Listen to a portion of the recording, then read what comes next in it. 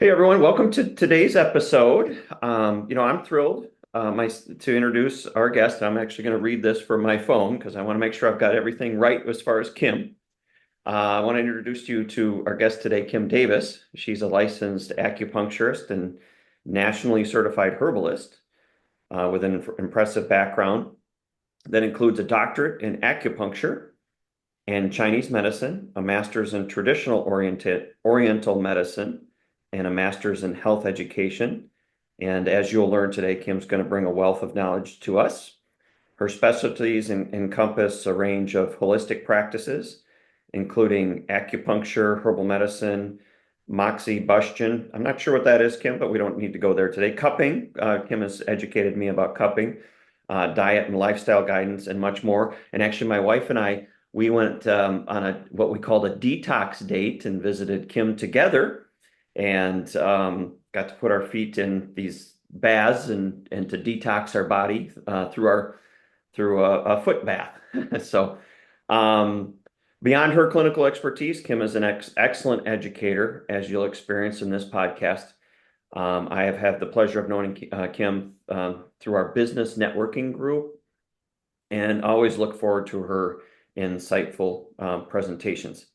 As I mentioned, my wife and I have been patients of hers. So today we're going to talk about how sugar can wreak havoc on seniors in ways it often hides in their daily activities, as Kim will share today. Her insights will help illuminate this issue and provide valuable information. So All right. without Well, further ado, yes. Well, thanks, Kurt. That's um, a very nice welcome. I appreciate that and all those accolades. Lovely.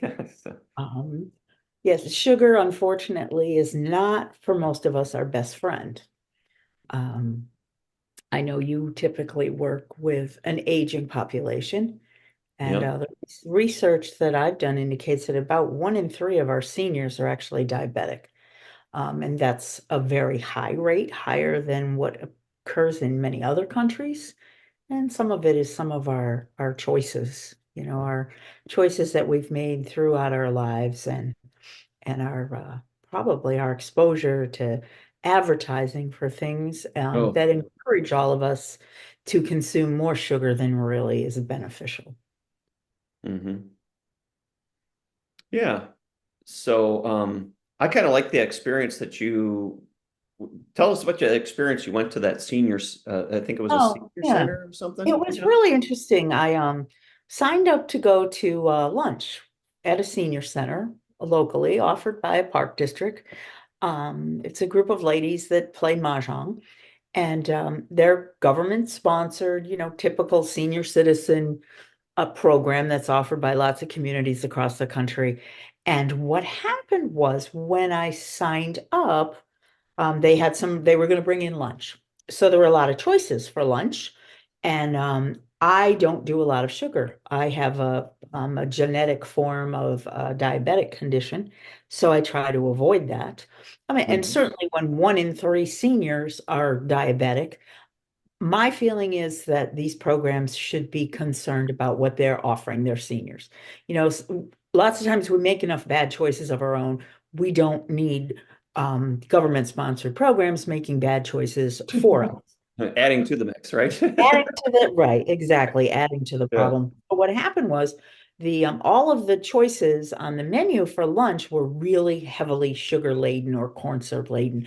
They were ordering some things from the Chinese restaurant.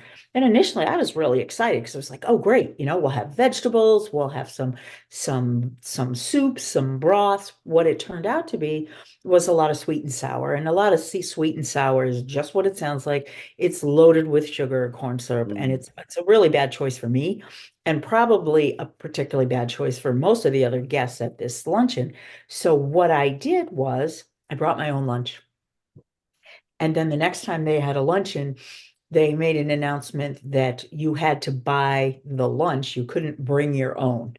So I was, so in a way, I felt like I was shut out of the luncheon because I wasn't allowed to bring in a healthier choice. And that's what really got me thinking about this whole thing. I mean, our seniors, we really want them to socialize. If Yeah. you're excluding people because they can't eat whatever is offered and they choose to bring some of their own things, it seems that that's really the right way to go. And an even better way to go is offer a healthier selection in the first place. Hmm. So my focus really is to bring some education to people that are working with seniors about the choices they're making for the population they're working with. Can we make better choices for our seniors if we're in a position where we are choosing things for them? And one of the things I'd like to do is spur some education for those people so they have a better understanding of the needs of their population they're serving. Hmm. Hmm. So yeah, just I was well, it wasn't just the meal, but the list of things that was included. I mean, the amount of calories or sugar in that just that at that senior center was, because what did they serve? Sweet tea too or something? It's like Oh, it yeah. just piled on. I just like, Yeah. it's like we It had was this sweet I had tea. this with Mhm. kids, And I asked, for right, was there any unsweetened tea I could partake of? Well, no, there wasn't. There was sweet tea. And then there's rice, and for a lot of people, especially if they're oh, diabetic, rice, yeah. rice is a huge culprit for taking your blood sugar through the roof. So between the sweetened sauces on the food, the sweet tea, the desserts, of course, most senior centers always have some sweet desserts. And, a little bit, maybe I get that, but you don't have, there was no way to avoid a really sweet dish at this particular event. And this isn't the type of thing I've seen in lots of places that I've gone. I also went to a 55 and over plus community where the new HOA management company was having a welcoming party to welcome the new office staff. And I thought, well, that's wonderful, but they had a spread of sweets like a Venetian table at a wedding. I mean, there was chocolate and there was jello and there was white cake and cupcakes and icing and cookies. There was one tray of little veggies and a dip, and I think there were a few pieces of fruit. But I would just like to see things flip, maybe one sweet thing and a lot of healthier things.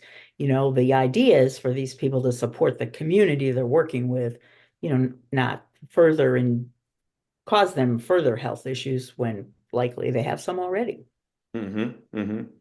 I've always referred to them as like my sweet and salty seniors because I talk to daughters all the time and they say, "Oh, my mom doesn't need anything, but she'll you put a Really. piece of cake or a piece of candy in front of her and she'll gobble it up." Or I actually had a daughter that was telling um, that and we're bringing in a caregiver, and it's like, well, our caregiver is not going to be the candy cop, with your Right, mom right at right. right at initially because she won't like her, but she's like, my mom can't have all these sweets, and that's all she'll eat, and she'll order outside through DoorDash, to Bits bring and pieces for cheesecake little. or things like that, and the caregiver needs to do this, and I'm like, well, okay, I understand but we got to, your mom's got to like the caregiver first for them to start to hopefully Right, limit that, yeah, right. You don't want the kind of police stuff. to show But up on the first day and but alienate your client. I mean, yeah.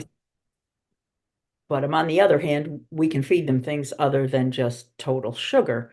One of my focuses is to gradually introduce some things that are not so sugar laden, that are still, pleasurable to consume.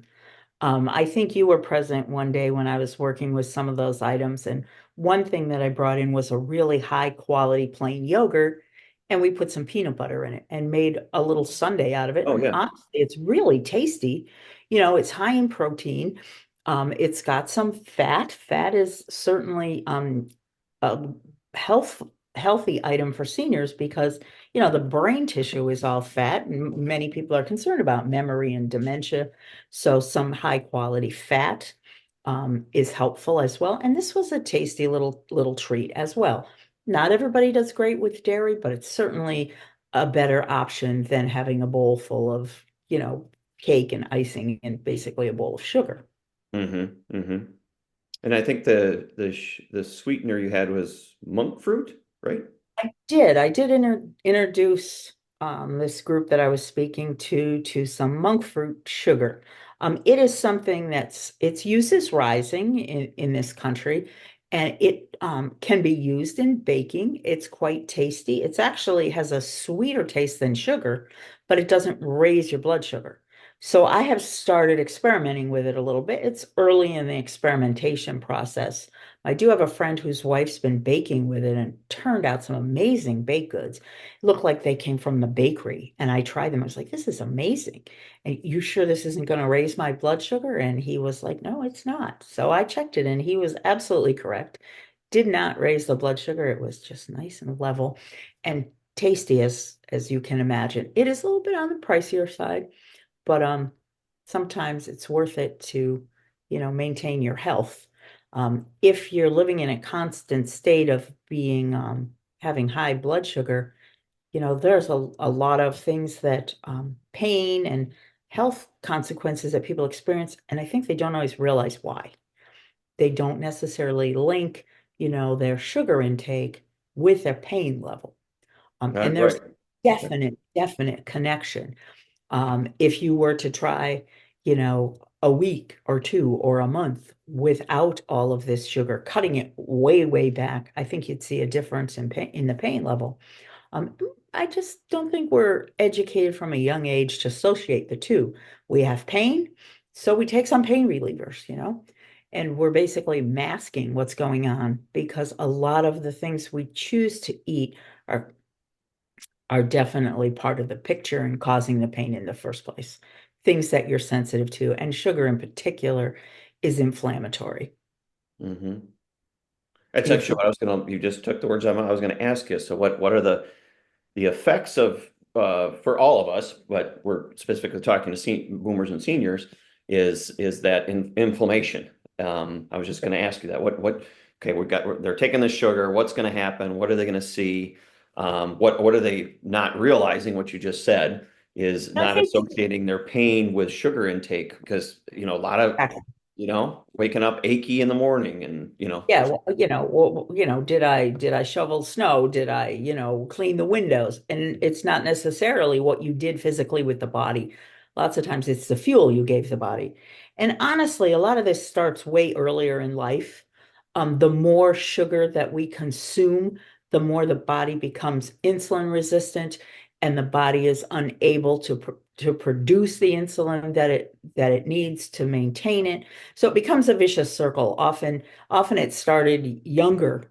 And then as the body ages, it's more and more difficult for the body to deal with the sugar and provide the proper amount of naturally produced insulin to keep the levels where they need to be.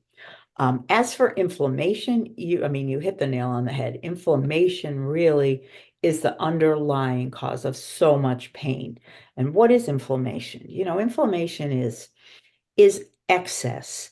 It's extra from a Chinese medicine perspective. It's in the blood, it's in the body. The blood is not moving as it should. So it affects circulation.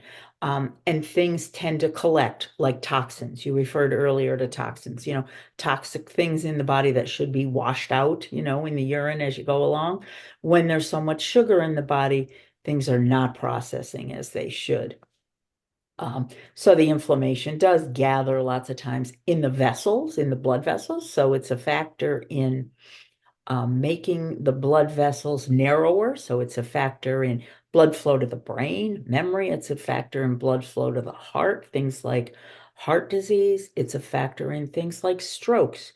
So one good way to keep yourself in a better, more balanced state is to improve the diet so you can avoid some of these things. Actually, aren't they saying, speaking of dementia, aren't they saying that dementia is actually now they're saying it truly is a metabolic health result of a bad metabolic health? Actually, the more likely you are to have dementia is related certainly to lifestyle, diet choices. Sugar's a big factor in that. The other thing, there's a study came out recently about walking, and if you can walk at a pretty good pace. Now, they didn't say it was causative, but they noticed if you could walk at a good pace and were balanced, you were much less likely to show signs of dementia. if you were kind of slow walker, kind of stumbly off balance, that was a sign that dementia was much more likely to occur in that person. Now, the causative factor is probably outside of that. Just because you start walking faster doesn't mean you're going to control dementia. But if you change your diet and your lifestyle, then you might make some changes that allow you to walk more balanced, walk at a Mhm. better pace. But there was an association between how you walked and the likelihood of dementia. So if you're shuffling along, something's off, and Mhm. changes maybe that you want to look into. Not Mhm. necessarily start running, because there's danger in that too. Oh yeah, yeah. I also I thought I read something too about grip strength. Actually, they're measuring people's grip strength for Is it dementia? predictor of dementia and stuff like that too, which you kind of like, what? Well, okay, what does grip strength have to do with that? So Well, it uh, has to do, I mean, the brain's kind of the control center for the whole body. And so if something is off brain-wise, it's going to show up in those places. I'm not specifically familiar with that study, but it does. I'm sure you found it somewhere that's reliable, even mhm. though I have not yet read it. Yeah, right. Yeah. And then uh because we're moving, actually we're doing this podcast in between November 1st and January 1st, which is a great time for us to just pack in or take in the sugar with all the sweets, and starting from Halloween, then go to all the treats for Thanksgiving, and then the treats and stuff for that are presented to us for Christmas. What other conditions do you expect to see, which would be related to you putting your body in a state of inflammation or acidic?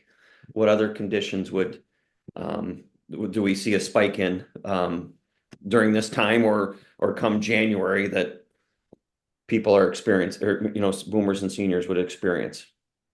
Well, I mean, I'm sure that there are factors, that are encouraged by these diet things. I have not personally seen, a time frame that makes it different, Oh, you okay. know. I guess there might be some statistics on things like, heart attack and stroke and those things after holidays. I personally am not, well informed on those statistics. I have heard allusions to that. What I do see, however, is that the increase in um, poor dietary choices that are just so ingrained in our American culture for holidays is things like pain, increases in pain, pain in joints, pain in knees, pain in hips, shoulders, back. You might be able to control some of your pain by making some dietary changes. If you're a senior or a senior caregiver, take a look at the sugar intake and experiment with it a little bit. You might be surprised. Some other things that can be related, cardiac issues, issues with the heart, issues with narrowing arteries, issues with high blood pressure, for example. Sugar is inflammatory, and high blood pressure is often a result of changes in the blood vessels. And sugar tends to be something that changes the blood vessels, even more so than some of the things that we've been taught for years to believe are responsible for that, like cholesterol and fat intake and red meat. Science moving away from that a little bit, looking more at Mm. sugar as being Mhm. um, the villain, less so than those saturated fats. Um, Natural fats are actually necessary for brain growth, for brain health. Um, we don't want fake fats. However, you want good natural fats in your meats, in things like butter and dairy, those kinds of natural fats, not things like margarine shortening. There was a period of time when people were influenced and told that those were better choices. Particularly in the 60s, there were some studies going on, and they were looking at that, and years later, it turned out that that really wasn't um, beneficial. But there are still a lot of people around who are under the influence of that old information that Mm. margarine is better than butter and shortening is better than fat things, even like lard, meat fat, those kinds of things. And quite frankly, it's the reverse. If it comes that way naturally in nature, it's a saturated fat and not a polyunsaturated fat. You're better off. So stay away from those things. Things like margarine and uh, in and fats like that are used in like commercial baked goods, Oh, things. okay. Yeah. Um, those are things that are actually more of a contributing factor. But in spite of all that, sugar is often more the villain, even than those things. But I would make choices that are um, natural things that are tasty and healthy. Stay away from some of those fake fats. Go with some higher quality fats. Um,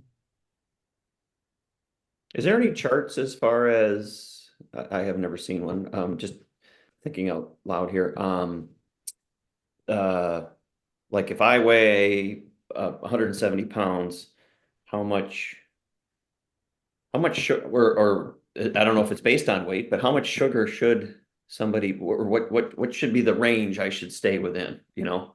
I'm not aware off the top of I my don't head of know. any parts, but there's a, two visuals that I like to use. One is like a bullseye, and in the center of the bullseye, this comes from something that is from Rodale Press.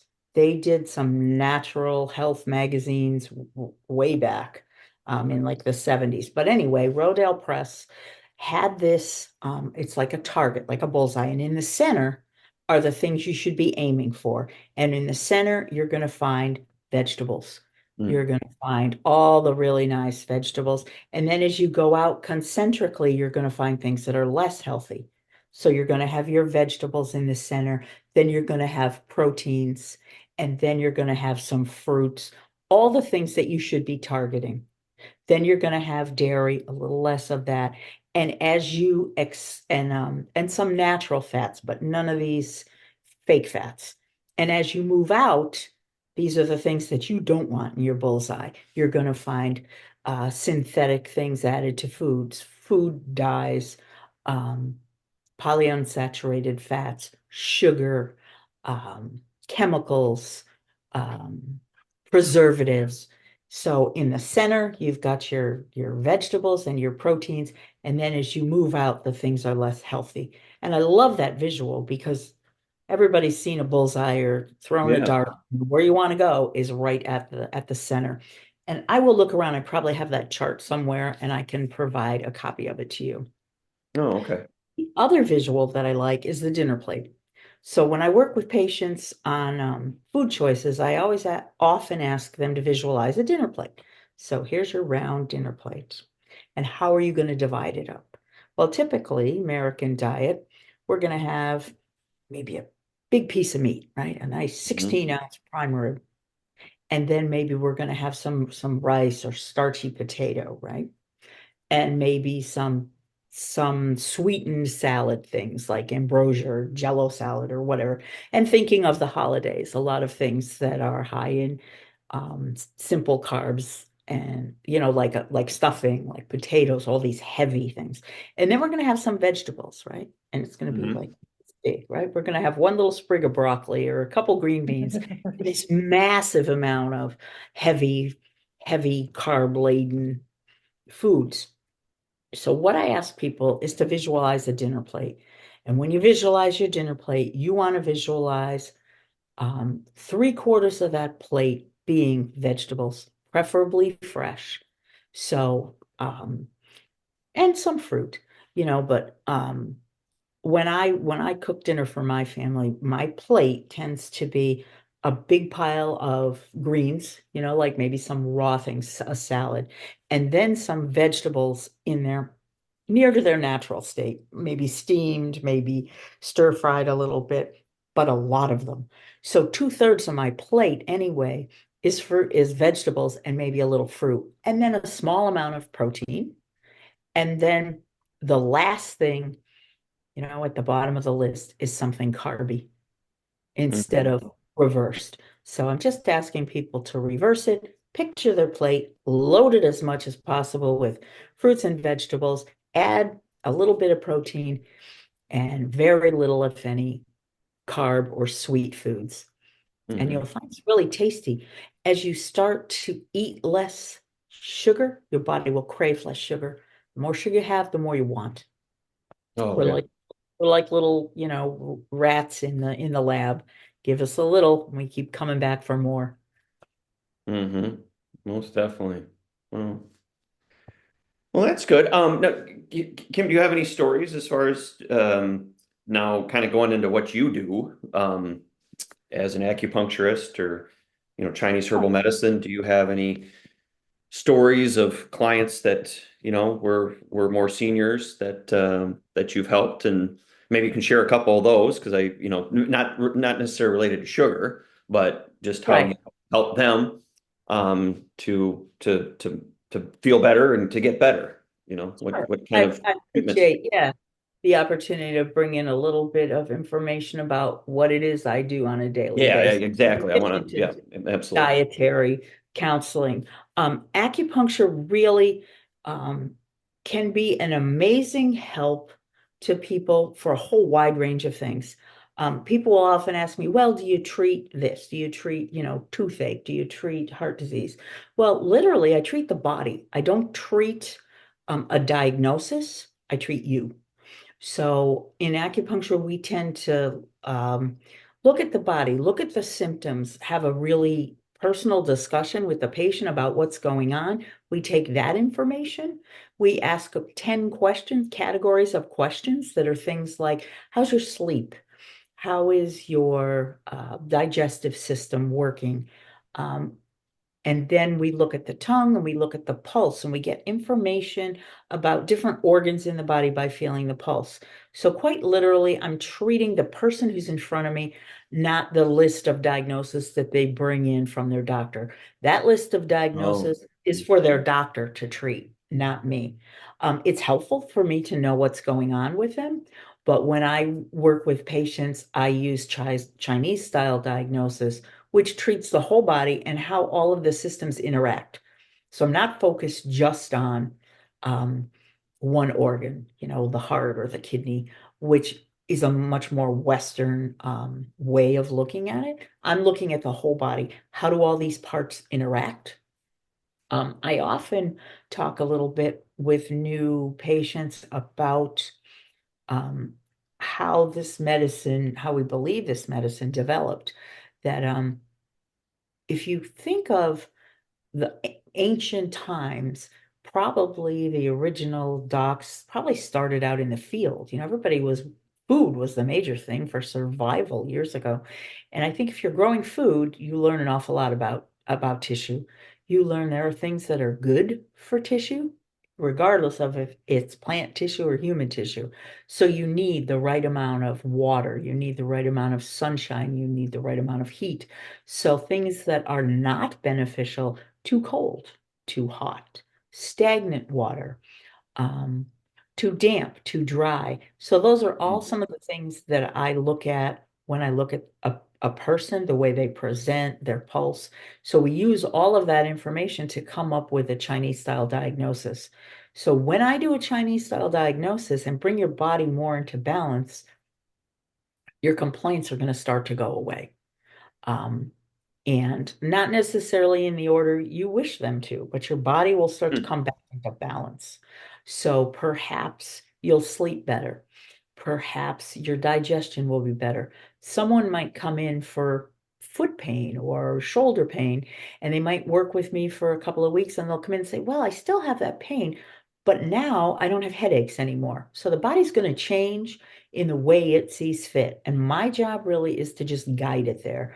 I'm a support, I'm a supplement to the body to kind of steer it in the direction it needs to go to heal itself. The Hmm. body's designed to heal itself. So if we make some good choices, then we allow that to happen. The other thing that I do is I am also an herbalist. So the acupuncture can often um, lessen a complaint that a person has. And after a while, we'll see if things start to improve. And sometimes we want to support them with some herbal choices. So you have the option to ingest some things that support the work that I'm doing when I see a person in the office. The nice thing about that is it's something you take with you. So you don't have to come in every week. You've got a month's supply of herbs and you can do what you want to do with your life. You can travel, you can go to work, you can come in for some maintenance now and then. What I like to do is get people feeling better and then gradually have them come in less and less frequently until they're coming in for maintenance.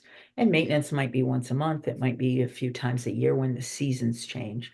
When the seasons change is the most challenging time for the body.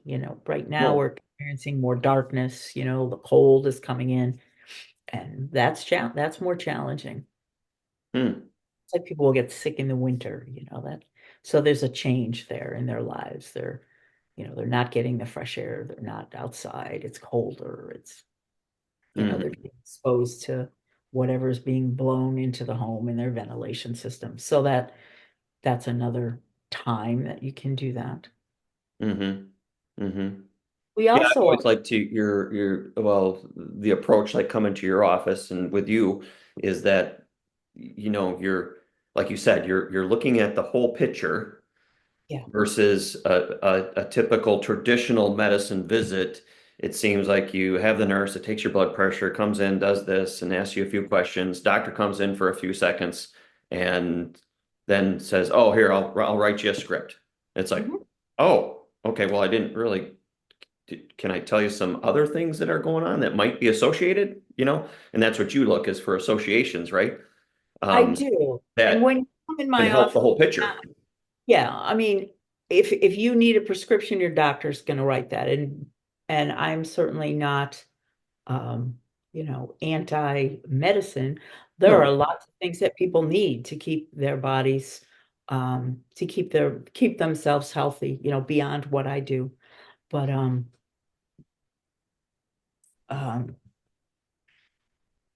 uh, lost my train of thought here. You got me going in many directions.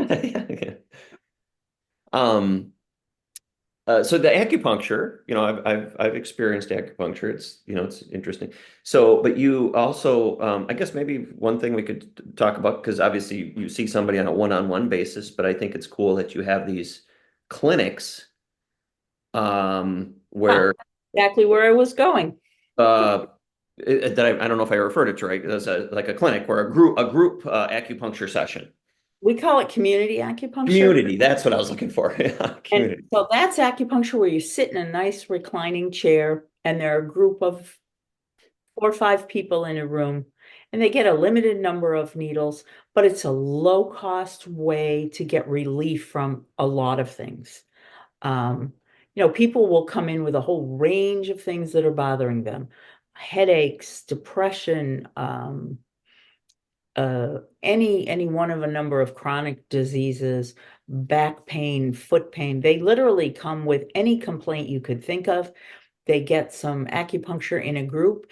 It's low cost, and it will take the edge off what's going on. It's not a real, not a deep-seated treatment like private, but it's a really good low-cost way to get relief and be able to enjoy your life more. So Hmm. we call it community acupuncture. We offer it once a month. So the reason it's reasonable is it's offered on our time schedule, not the patient's. So Mm. we offer it once a month for a couple of hours. So you give us an idea what window of time you're going to be there. We set that up and try, and we even take people as walk-ins for that. Otherwise, we don't. But for that, it's walk-in, it's open, it's for everybody, it's low cost. There's discounts for anybody who qualifies for Medicare, Medicaid, who's a student or qualifies for VA benefits. So Oh. that we support, that population. It's our give back really to the community. Three of those are my area, the VA, the Medicaid, and the Medicare, as far as Right. taking advantage of that. So, and that would be a good introduction to having acupuncture too, as one of those sessions, right? Or A lot, yeah. Lots of times people will bring a friend. We really, they're enjoying it. They're reaping benefits from it. They want their friends and their family to experience that. And Sometimes the friends and family are a little reluctant to go down that road, so they'll bring them for that low cost thing. And nobody ever has to participate in anything they're not comfortable with. It's, it's always the individual's decision. If something is uncomfortable, we don't do it. If we use a needle or a technique they don't feel comfortable with, we start over. There are also, interestingly enough, some alternatives to actually needles piercing the skin that we use. We don't use it at community because it's just a lot of people that we have to deal with at once. But in private, I've seen sometimes see children that are really needle phobic or even adults. And there's some other tools that we have. We have something called a point stimulator, which is a little battery operated tool like this, where we can actually stimulate acupuncture points. So there are alternatives. You can do things like use essential oils or tuning forks or massage or tuina, which is a technique. It's kind of like an acupressure technique. So there are alternatives too if someone is needle phobic or finds that they're uncomfortable with needles. But you've Mhm. had acupuncture. The interesting thing is once you've done it a little bit, I would say the majority of the people, probably 95%, get really relaxed and they're like Oh, amazed. They're amazed how good they feel and they want to come back for more.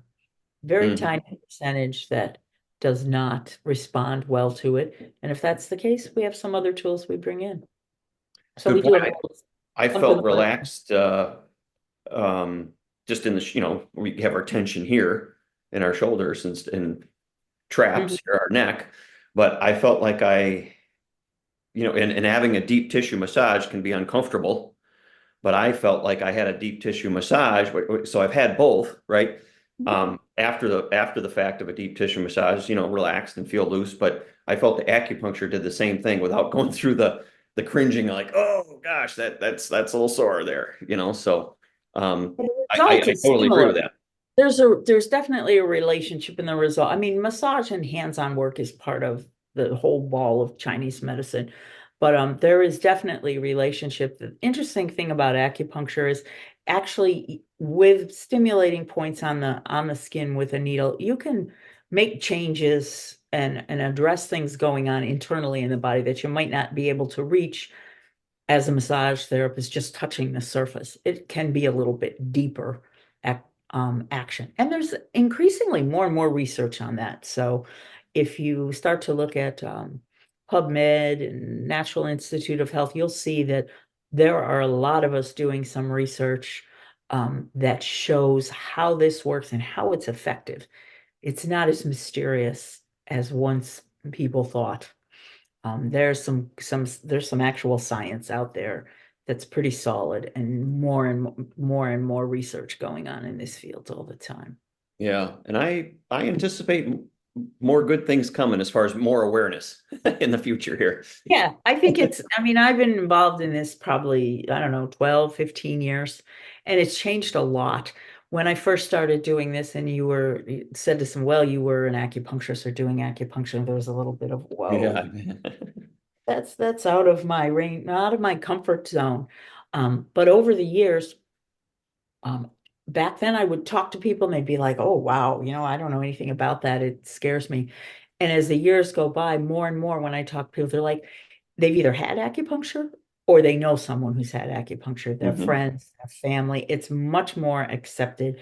And it's one of the first places that people will go with pain outside of Western medicine. They'll look at acupuncture, um, you know, when they're getting outside of the traditional American system. And it's allowing more and more alternative practices to, allowing us to expand into. Exactly. Exactly. There's there is some insurance coverage in some instances for acupuncture. It's in we're in Illinois, it's fairly limited here, but in some other states, there's actually better opportunities to use your insurance for that. So it's a possibility as well. Hmm. That wouldn't be happening if there wasn't some research and acceptance, at Hmm. at another level other than just the community that, of practitioners that I'm a part of. Yeah, but I think, like you said, I think more and more people are sharing it. Like an example, I did share. My sister-in-law came down to be with our youngest daughter while my wife and I went to see our oldest daughter in Arizona. And I was actually even the foot bath.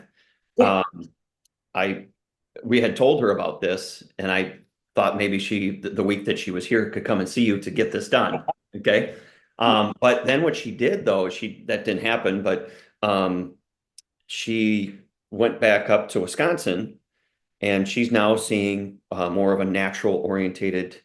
I'm not sure what the title is, but I'd say more somebody that's she found somebody that does the foot bath Oh, up okay. there and had it done because she's like, oh my gosh, I want to do that myself as far as getting a detox because we showed her the pictures of our water, kind of thing. Yeah. And mine specifically was more rustic looking water that was detoxing my joints, kind of thing as far as the pictures.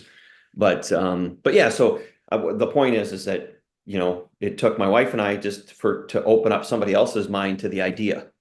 And I think Yeah. that's happening more and more. I mean, I was, as you were talking, I was thinking, even something like Whole Foods now being popular. Well, where does somebody like myself gravitate now to go get food? More organics and non-GMO foods. But then I could strike up a conversation and say, hey, hey, have you ever done acupuncture? You should try that. You know what I mean?